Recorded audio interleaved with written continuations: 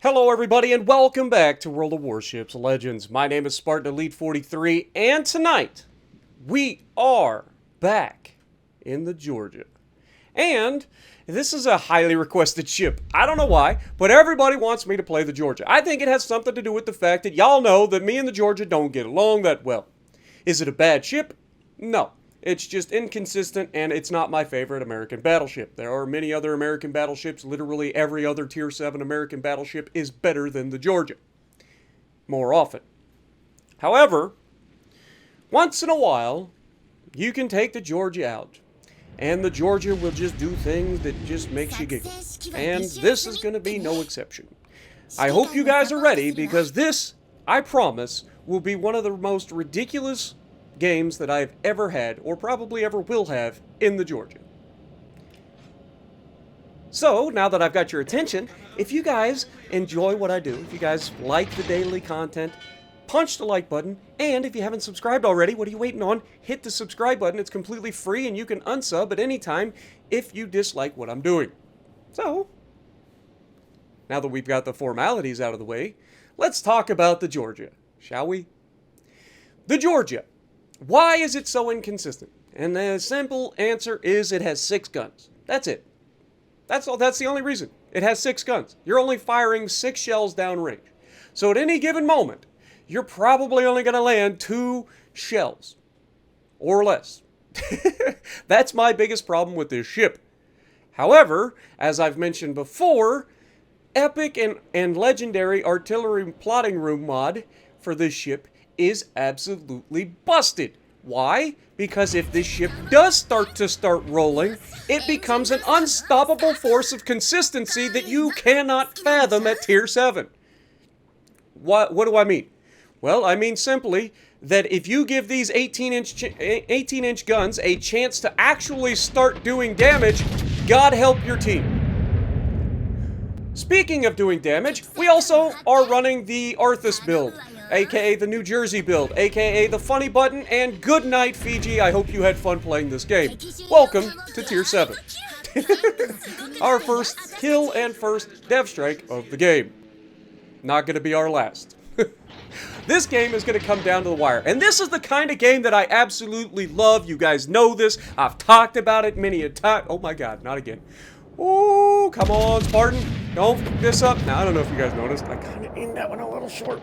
I kind of aimed it a little bit short, and he's turning away slightly. And so that pretty much tells you exactly what's going to happen here. All the shells are going to land short. Shocker. If I had aimed that a little better, I probably would have dev struck a second cruiser in 2 shots. But not to be. Now, many of you probably noticed that I got literally on the very first shot. By the way, the rear turrets did make it around the island, so I'm justified in taking that shot, in my opinion. But anyway, the first shot of the game, I got my first proc of my artillery mod, my epic artillery mod. What does it do? Makes me more accurate. 2% more accurate than I was going into the fight. Doesn't seem like a lot, right? But every 2% matters. Right? Every little bit matters. But we're going to try to continue to push around the edge. One of the things that's very nice about the Georgia is that speed boost. Also, hello Akizuki, your engine is knocked out. Okay, so let's chill. Let's wait and see. Let's try to lead him properly. Okay, now that we've got an idea of how fast he's going with an engine knocked out, we can put that shot on target, and oh my god, it looks gorgeous. Oh, it's beautiful. Oh, we get 2 shells. Unfortunate. I mean, fortunate. I mean, we just hit a destroyer at 16 kilometers with a Georgia with 2 shells. I'll take that, right? And that puts us in a very advantageous position. And oh my god, Amalfi's coming back. Please. Ah, sadness. Sadness. Anyway, back to what we were saying. One of the good things about the Georgia is the engine boost. This thing's fast.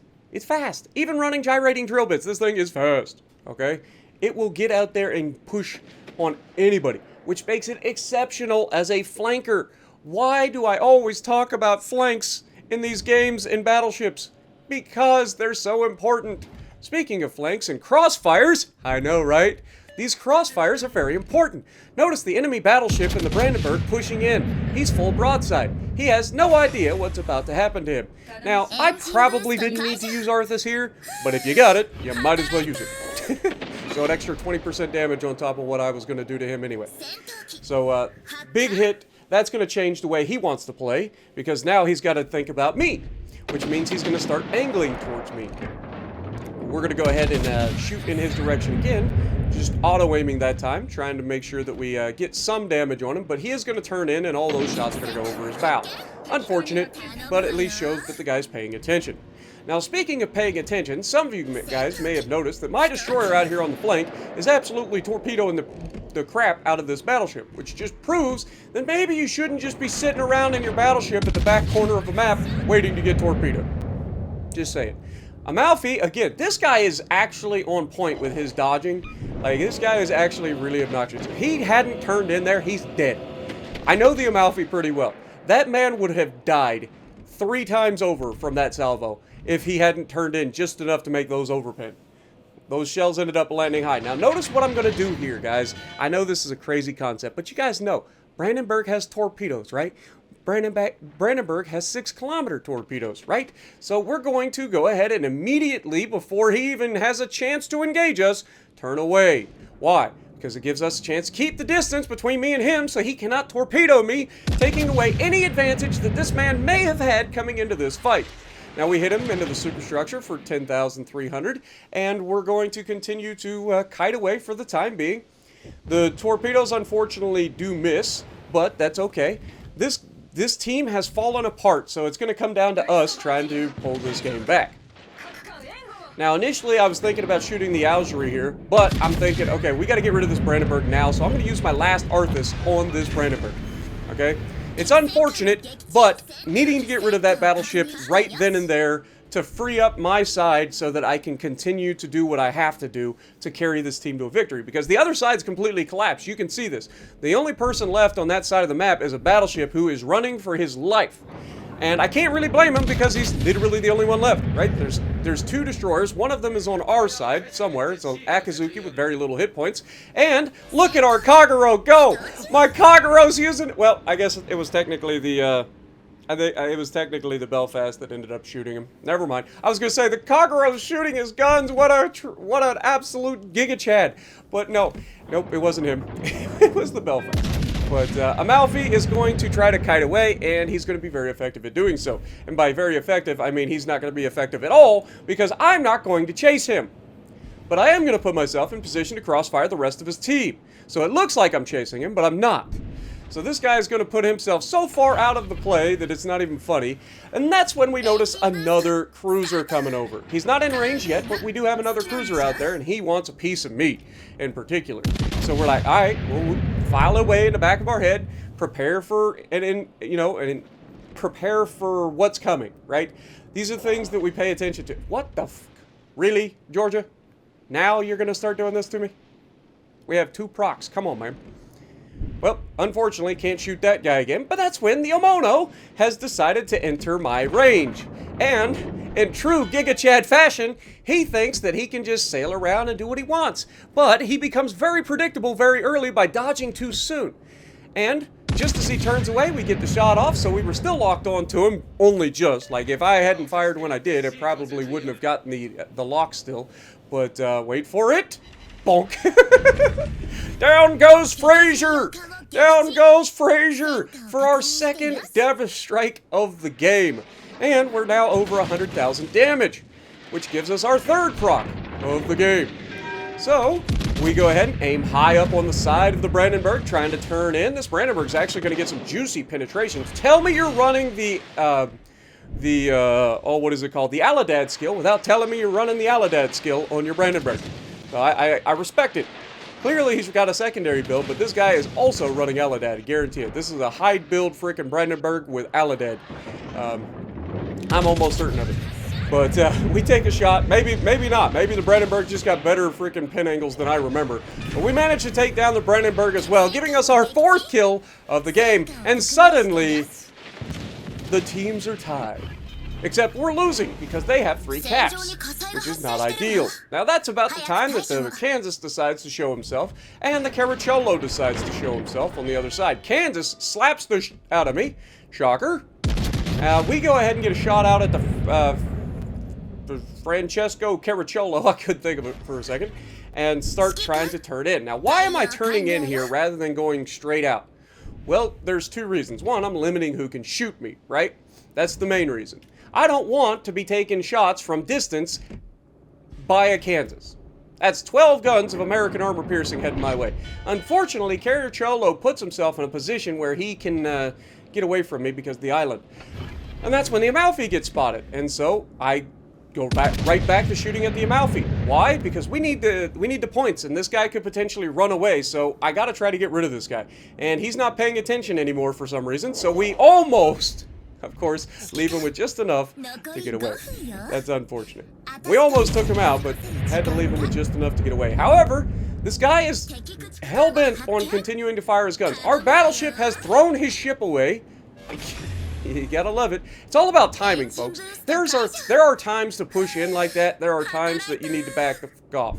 Okay? Shoving yourself right into the middle of all of their ships is the opposite of what I'm doing right now. Right? We're trying to limit who can shoot us. We're trying to snipe the people that are available.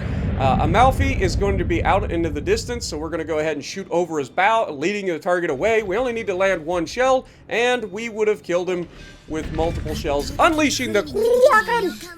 But we ain't done yet, folks. It's a 3v3. So this still could go either way. So we're going to continue to push in. Now, Belfast, I got to give this guy credit. This Belfast legitimately has done a great job of A, staying alive, and B, putting himself in positions where he can still be useful. This is a very, very noble concept. Also, got to give a credit to the Destroyer. Look what the Destroyer's doing. Is he chasing damage? No.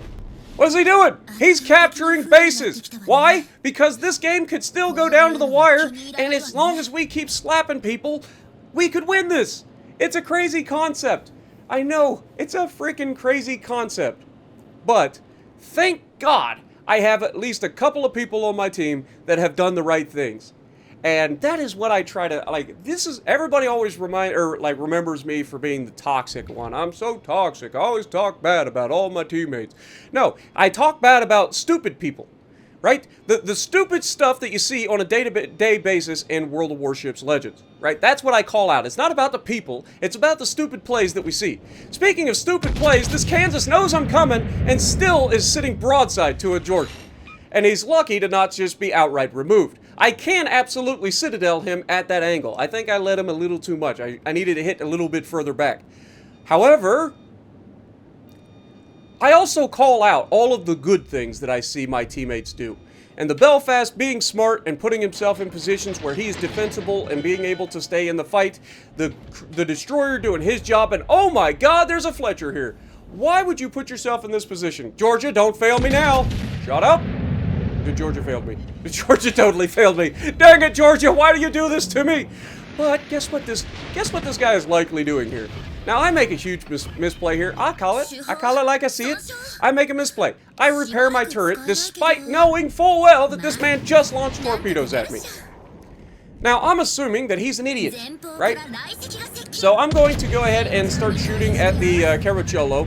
The Belfast did radar this guy, so I didn't see that in time. But it's okay because our Destroyer's there, our Belfast is shooting him again. Giga Chad in the Belfast. I can't say it enough.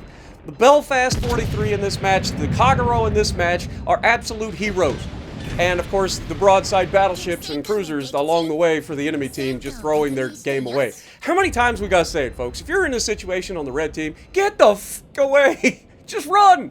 You have the chance to win unless I kill you. And because they keep putting themselves in harm's way, I keep absolutely ruining them. And God bless the Georgia. Holy mother of God, that is what drives me crazy about the Georgia. But we're at 170,000 damage, right? We know that this Kansas just can't help but get his guns involved. So we're just staying angled. We don't want to over-angle. We just let him take what he can get. And then we know we're going to reload faster than him, so we're about to get some shots. I'm pretty confident I can put this through the rear cheek. He's about to go forward. You can see the shot. There's 2 full pins and one full pin. Dang it. Where's my accuracy? We're freaking maxed out, for God's sakes. And then he shoots the Belfast of all things. Tell me you're damage chasing without telling me you're damage chasing. However, if he'd have killed that Belfast right there, that would have given him the lead. But that also assumes that he's going to survive. And let's be honest, he's not. But unfortunately, we get robbed of our 7th kill. But I couldn't give it to better people, man. The destroyer, the cruiser behind me, I gotta give you guys props. Fantastic gameplay from those two. 192,000 with a Confederate, First Blood, High Cal, Kraken Unleashed, Double Death Strike, top of the leaderboard with 3,255 base XP, 6 kills, and Kagero and Belfast are right there behind me. Shocker. Who could have seen that coming? So let me know what you guys think. Did you guys enjoy this as much as I did?